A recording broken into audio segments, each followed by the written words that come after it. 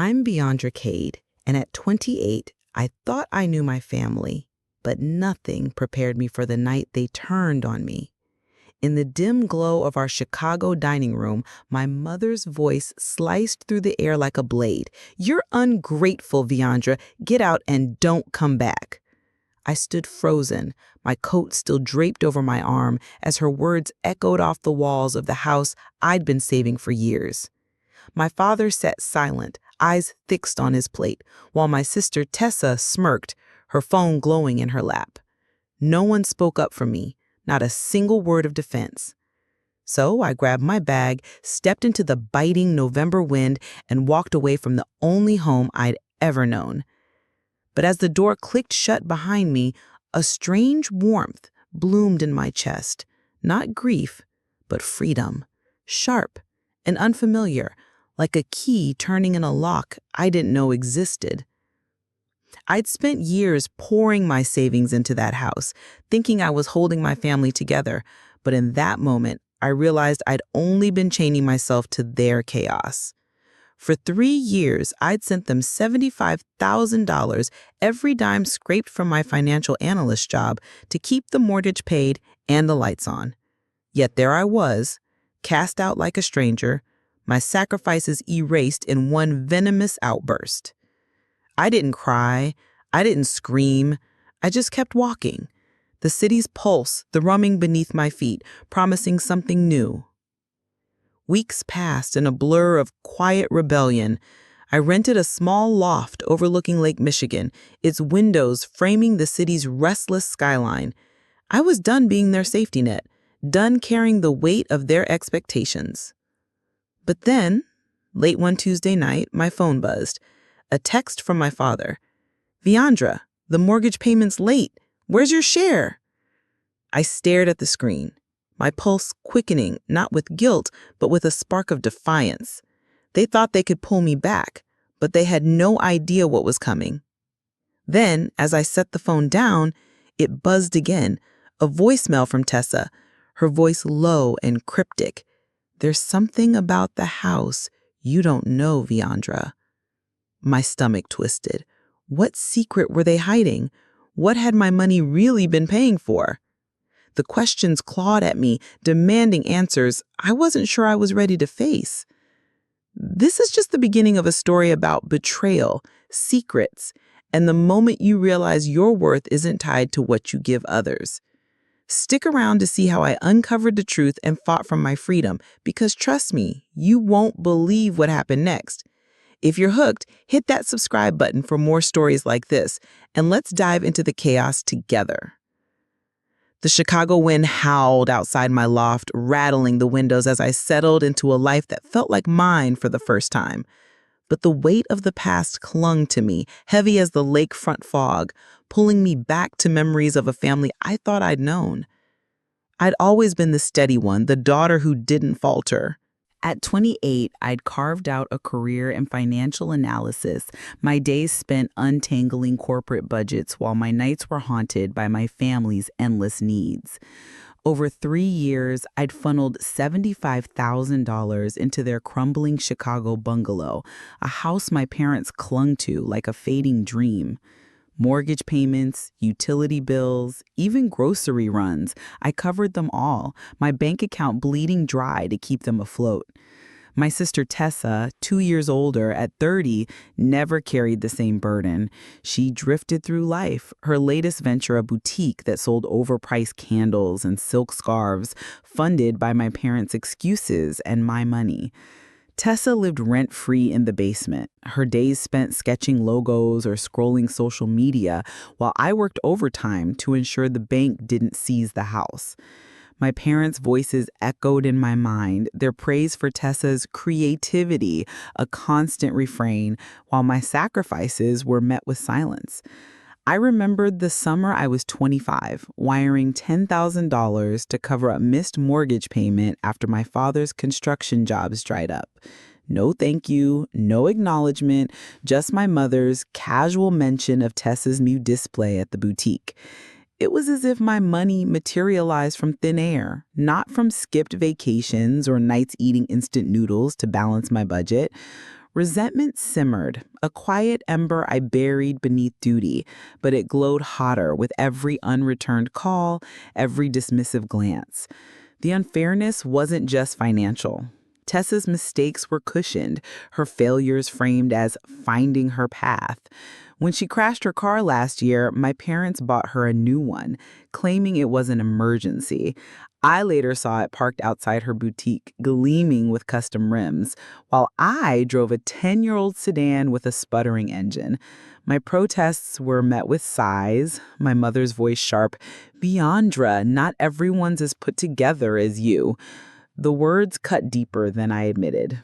A reminder that my strength was expected, not celebrated. Yet I kept giving, driven by a stubborn hope that one day they'd see me, not just my checks, but me. I'd show up to family dinners, my mother's pot roast heavy in the air, and nod through Tessa's tales of her latest business plan. My father would pat my shoulder, a vague gesture, while Tessa basked in their attention. I told myself it was fine, that family meant sacrifice, but the truth was sharper. I was invisible unless I was paying. That Tuesday night, after my father's text about the mortgage, Tessa's voicemail lingered like a shadow. "Something about the house you don't know," she'd said, her tone edged with a nervousness I'd never heard before. My fingers hovered over my phone, tempted to call her back, but I stopped. Whatever secret they were hiding, I wasn't ready to face it. Not yet. The city lights blinked outside, a restless rhythm, urging me to keep digging, to uncover what my $75,000 had really bought. What was Tessa hinting at? Was it just another manipulation? Or something bigger? Something that could unravel everything? Stick around, because the truth is closer than I thought, and it's going to change everything. Don't miss the next part. Subscribe now to catch every twist of this story. The Chicago skyline glittered beyond my loft's windows, a distant promise of clarity, but inside, my thoughts churned like the lake in the storm. Tessa's cryptic voicemail echoed, but it was the memory of that last family dinner, 3 weeks before I walked out, that burned hottest, the moment everything snapped into focus. It was a Sunday evening, the air thick with the scent of my mother's overcooked lasagna, the dining room table cluttered with half-empty wine glasses. My parents sat at opposite ends, their faces drawn, while Tessa lounged across from me, her phone propped against a napkin holder, scrolling through her boutique's latest Instagram post. I'd driven across town after a 12-hour shift, my body heavy with exhaustion, but I showed up, like always, because that's what family did, or so I thought.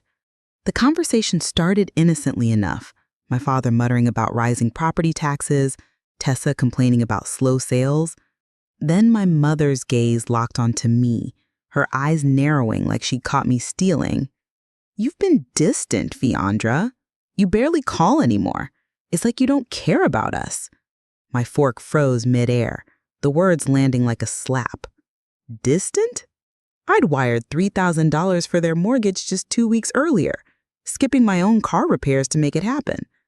I swallowed the urge to snap back, my voice steady but tight.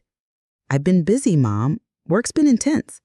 Tessa smirked, not looking up from her phone, and muttered something about my fancy finance job. My father cleared his throat, avoiding my eyes, and I felt the room shift, the air growing heavier, like a scene scripted long before I arrived. Then came the ambush. My mother leaned forward, her hands clasped tight. "We need to talk about the mortgage, Viondra. Things are tight. We need you to cover the full $3,500 every month now." My breath caught, my mind reeling. I'd been paying half for 2 years, $1,750 scraped from my savings, while Tessa contributed nothing, her boutique bleeding money faster than I could earn it. "I'm already stretched thin," I said, my voice low, testing the waters. Maybe Tessa could pitch in. The room went still, a silence so sharp it felt like glass. Tessa's head snapped up, her eyes flashing with indignation. My mother's face hardened, her voice rising. "Don't you dare drag your sister into this. She's trying to build something. You, with your stable job, you think you're above us? My father shifted uncomfortably, but said nothing, his silence louder than her words. Tessa leaned back, arms crossed, a faint smile playing on her lips, like she'd won something. I felt my chest tighten, not with sadness, but with a clarity so fierce it scared me. They didn't see the nights I stayed late at the office, the dinners I skipped, the dreams I shelved to keep their house standing. They saw only what I hadn't given, what I hadn't surrendered.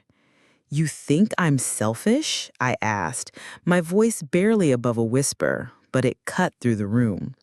My mother's eyes widened, then narrowed. "You're disappointing us, Viondra. We raised you better." That was the moment I understood. I wasn't their daughter, not really, just a ledger entry, a means to an end. The lasagna turned to ash in my mouth, and I stood, my chair scraping the floor. I didn't yell, didn't cry. I just walked out, the weight of their expectations lifting with every step, replaced by a question that gnawed at me. What was Tessa hiding about the house? What secret could be worth more than my trust? You'll want to hear what I found next. It's a twist that changes everything. Subscribe now and stay with me as this story unfolds. The Chicago skyline shimmered through my loft's windows, a restless glow that mirrored the unease settling in my bones. I'd walked away from my family's house, from their venomous words, but the freedom I'd felt that night was starting to fray, tugged by a nagging sense that something was still hidden, waiting to surface. My new life was quiet, almost too quiet, the kind of stillness that amplifies every creak of the floorboards. My loft, a modest space with exposed brick and a view of Lake Michigan, was my sanctuary, a place where no one demanded my paycheck or my loyalty. I'd spent the first weeks rearranging furniture, buying a cheap coffee maker, savoring the absence of my mother's sharp voice or Tessa's smug glances. For the first time, I paid only my own bills, ate meals I chose, slept without the weight of their expectations pressing on my chest. But the past wasn't done with me. 3 weeks after I left, my phone buzzed on a gray Tuesday morning, the screen lighting up with my father's name. "Viondra, the mortgage payment's late. Where's your share?" The words hit like a punch, not because they surprised me, but because they were so brazen, so utterly unaware of the line they'd crossed. I stared at the text, my coffee growing cold, my pulse quickening with a mix of anger and something sharper, suspicion. They hadn't called to apologize, to mend the rift. They called because their safety net was gone, and they felt it. I didn't respond, not yet. Instead, I scrolled through my bank app, the numbers staring back like a ledger of my loyalty. $75,000 sent over 3 years, each transfer a silent plea for them to see me. Mortgage payments, utility bills, even Tessa's boutique expenses, I'd covered it all, thinking I was saving our family home. Now their silence, after kicking me out, felt like a betrayal carved in stone, and my father's text was the chisel. That night, my phone buzzed again, this time a voicemail from Tessa. Her voice was low, almost hesitant, a tone I hadn't heard since we were kids, sharing secrets under the covers. "Viondra, there's something about the house you don't know. It's complicated." The message cut off abruptly, as if she'd second-guessed herself. I played it again, then a third time, my mind racing. Complicated? What could be more complicated than being thrown out of the house I'd paid for? What secret could justify their lies? I paced the loft, the city's hum a distant pulse beyond the glass. Tessa's words gnawed at me, a puzzle piece that didn't fit the narrative they'd fed me for years. Had they been hiding something bigger than unpaid bills? My fingers hovered over my phone, tempted to call her back, to demand answers, but I stopped. I'd spent years rushing to fix their messes, to fill their gaps. This time, I'd wait. I'd dig. The truth was out there, buried in bank statements or whispered in Tessa's nervous pause, and I was determined to find it. What was Tessa hiding? Was it a lie to pull me back, or a truth that could unravel everything I thought I knew? The answer's coming, and it's bigger than you think. Stick with me to find out what I uncovered next. Subscribe now to catch every twist in this story. The Chicago dawn crept in, heavy and gray, the lake outside my loft, churning like the restless thoughts swirling in my mind. I sat at my small wooden table, my laptop casting a cold glow across the room, its screen open to a spreadsheet that mapped out my family's betrayal. $75,000 over 3 years, each transfer a piece of my life. Late nights at the office, skipped dinners, dreams deferred, poured into a house I thought I was saving. Tessa's voicemail, her voice low and cryptic, something about the house you don't know, had lodged in my chest like a splinter, sharp and insistent, demanding I dig deeper. Her words haunted me, a puzzle piece that didn't fit the narrative they'd fed me for years. I couldn't sit still, the unease driving me to act. I called the bank that held the mortgage, my voice steady but taut, explaining I'd been sending payments monthly but needed clarity on where things stood. After a long hold, the clerk's voice came through, cautious and clipped. "The account's been in arrears for 6 months," she said. "Partial payments at best, some months nothing." The words hit like a gust off Lake Michigan, stealing my breath. 6 months. I wired $1,750 every month, believing it kept the house afloat, but the numbers were a lie, a betrayal etched in red ink. I pressed harder, my pulse hammering. What about my payments? Where did that go? The clerk hesitated, her tone softening, then suggested I speak to the account holders, my parents. I hung up, my hands trembling not with fear, but with a fury that burned bright and clear, like the city lights piercing the dawn. They'd taken my money, nodded through my sacrifices, and let the house slide toward foreclosure. But for what? What had they done with the thousands I'd carved out of my own life? I turned to Tessa's boutique's social media, scrolling through her carefully curated posts, candlelit shelves, silk scarves draped artfully, a facade of success. A photo from last spring stopped me cold.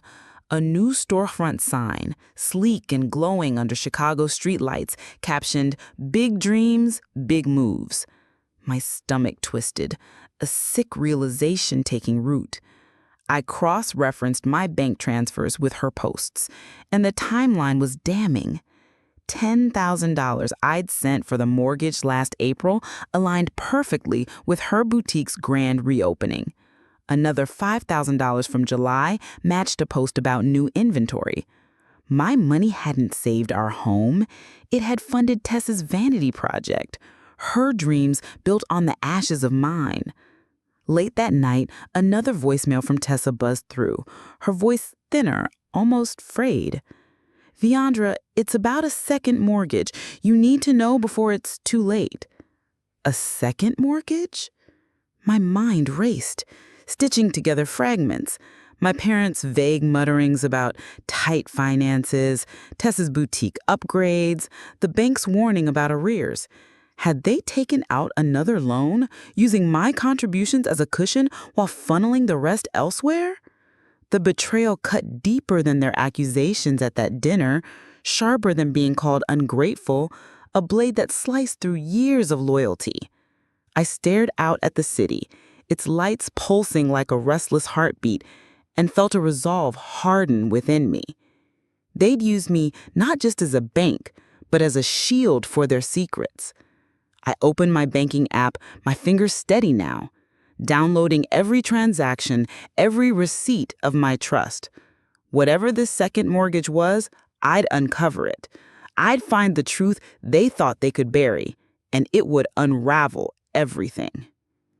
What was this hidden loan? And how deep did their deception run? The truth is closer, and it's more explosive than I ever imagined. Stay with me to see what I uncover next. The Chicago night pressed against my loft windows, the city's restless glow a faint mirror to the storm surging within me.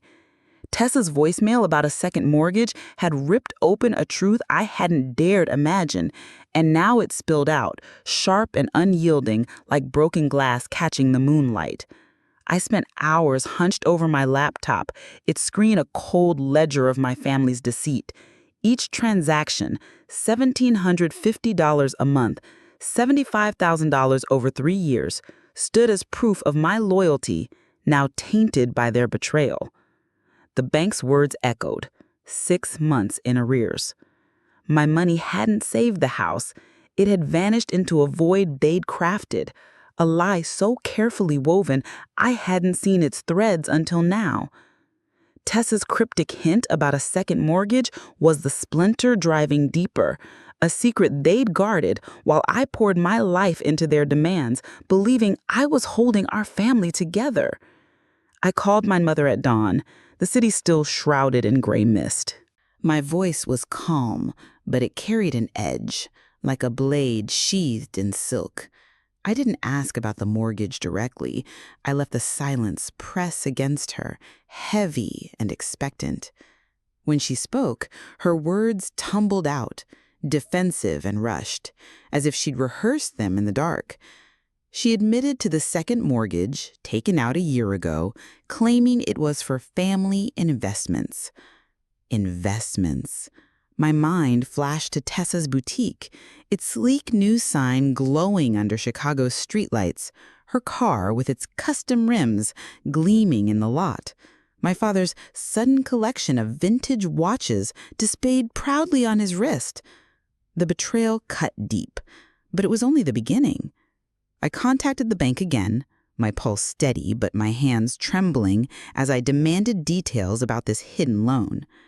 After a tense exchange, a faxed consent form, and a long wait, the clerk's voice dropped, cautious and low.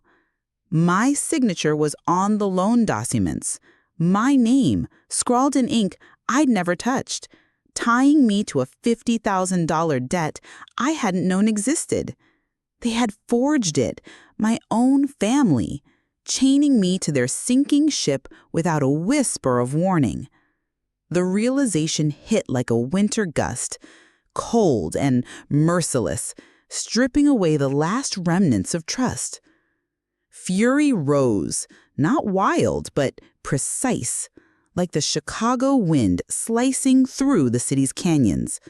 I called them that evening, my voice steady as I laid out the evidence, bank records showing my payments, the boutique's timeline matching my transfers, the forged signature binding me to their lie. My mother's excuses crumbled, her voice tripping over words like protecting the family and no other choice. Tessa in the background muttered that I'd never understand her dreams. My father's silence was louder than their protests, a void where accountability should have been. I didn't shout. The truth was my weapon, cutting deeper than any argument could. They'd gambled with my future, used my name like a blank check, and thought I'd stay their obedient daughter, forever bailing them out. But I was done. I told them to expect no more money, no more rescues. The house, the debt, their chaos, it was theirs to face, not mine. What would they do now, with their lies exposed and their safety net gone? The answer's coming, and it will shake everything to its core. Keep listening to uncover the next twist in this story.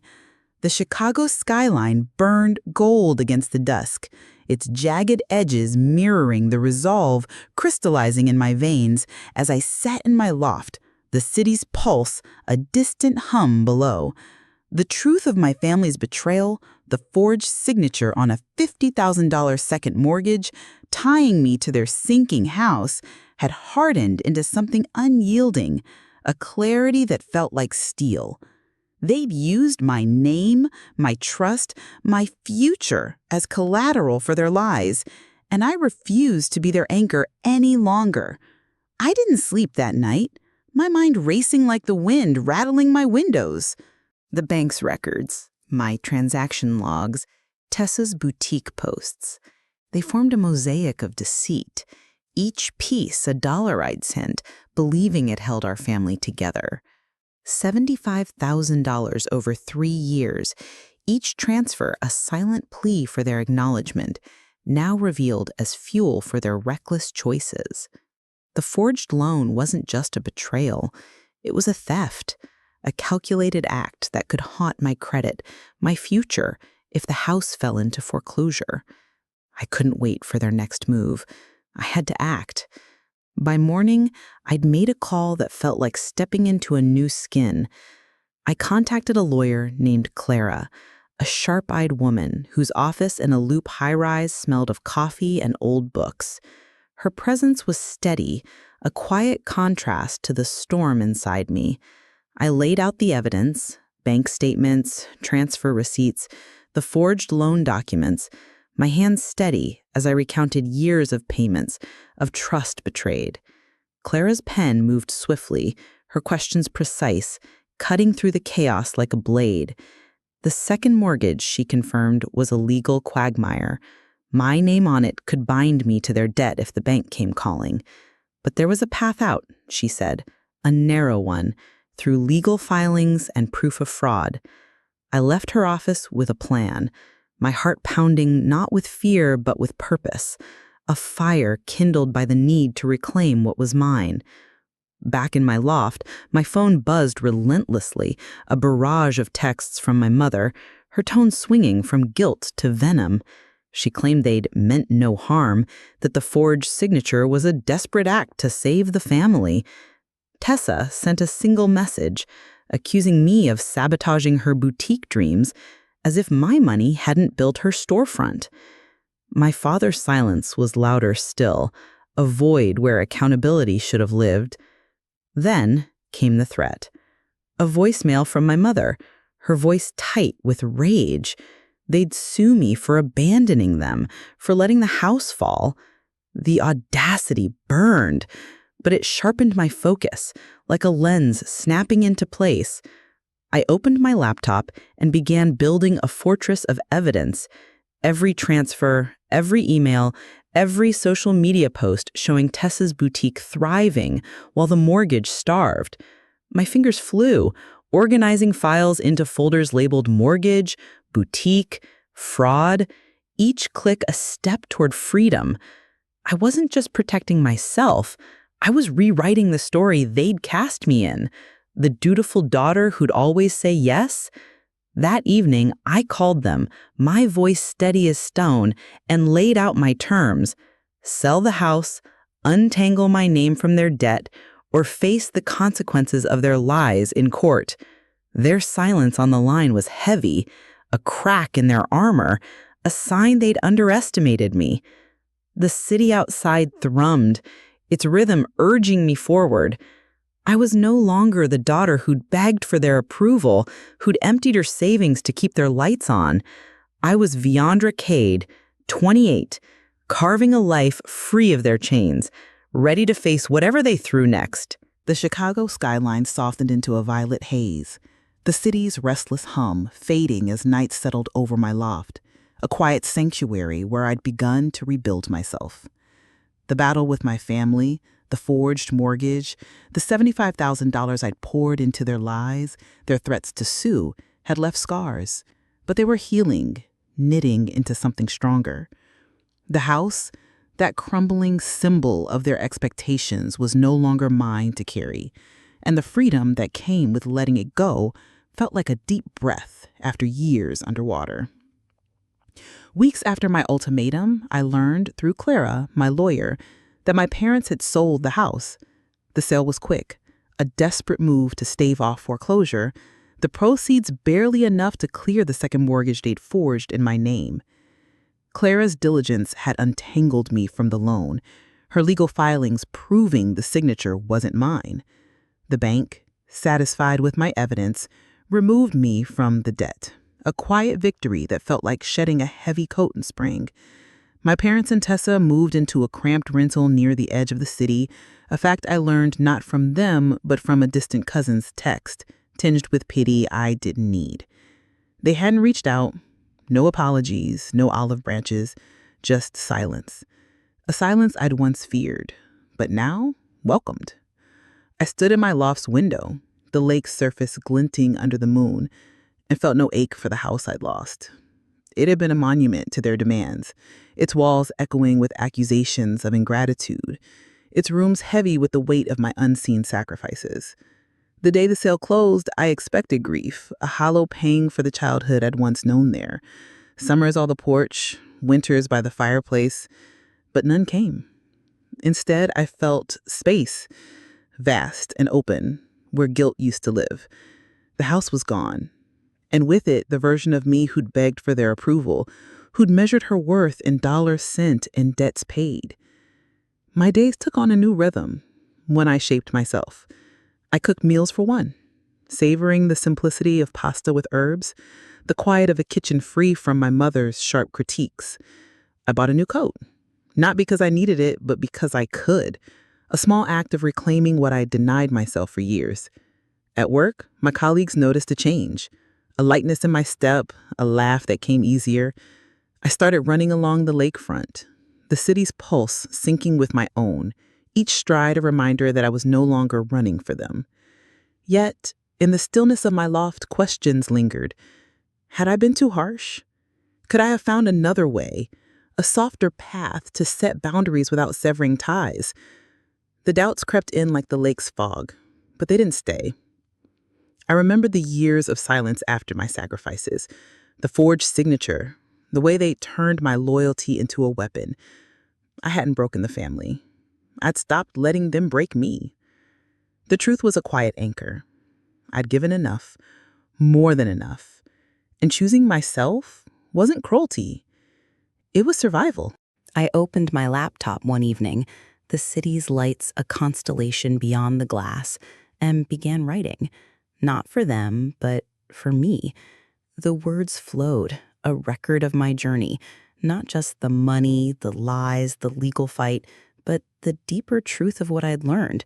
Family isn't a contract signed in blood, an obligation to carry others at the cost of yourself. It's a choice, a bond built on respect, on seeing someone's worth even when they're not useful.